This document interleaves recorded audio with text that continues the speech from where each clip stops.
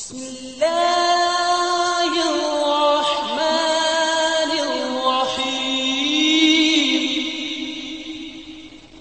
সুপ্রিয় দর্শক আসসালামু আলাইকুম।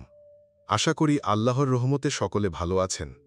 আজকের শিরোনাম, এক মুসলিম আরেক মুসলিমের শত্রু হয় কেন?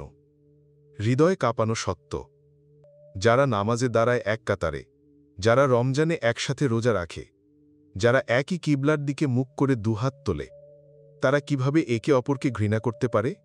এই প্রশ্নটি খুব গভীর এবং চিন্তার বিষয়।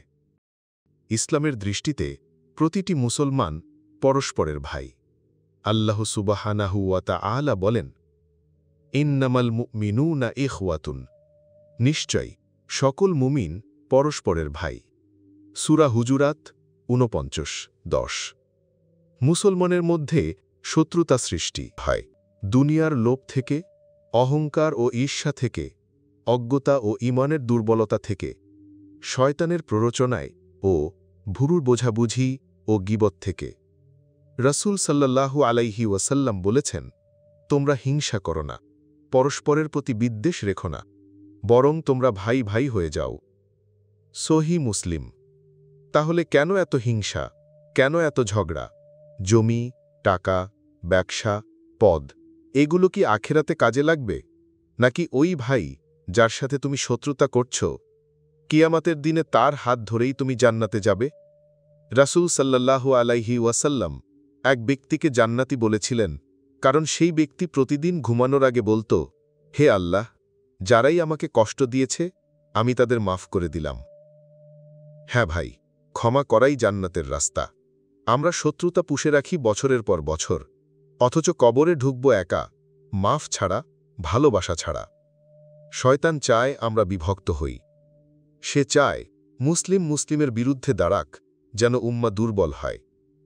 ভাবুন তো, আপনি যদি কাউকে মাফ করেন, যদি আগ বাড়িয়ে সালাম দেন, যদি মন থেকে ঘৃণা মুছে ফেলেন, তাহলে আপনি আল্লাহর কাছে কত প্রিয় হবেন?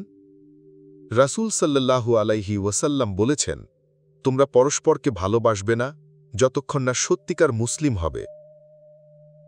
বন্ধুরা, আমাদের মধ্যে যত শত্রুতা, সবই দুনিয়ার ধোঁকা।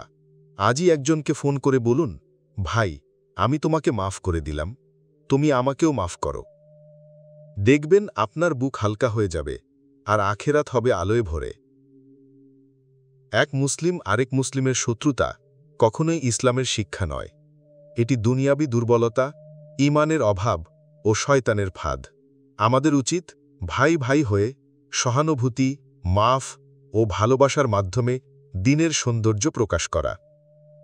যদি ভিডিওটি আপনার হৃদয় স্পর্শ করে, তাহলে লাইক, কমেন্ট এবং শেয়ার করুন, যাতে আরও ভাই ভাইয়ের কাছে পৌঁছায় এই শান্তির বার্তা।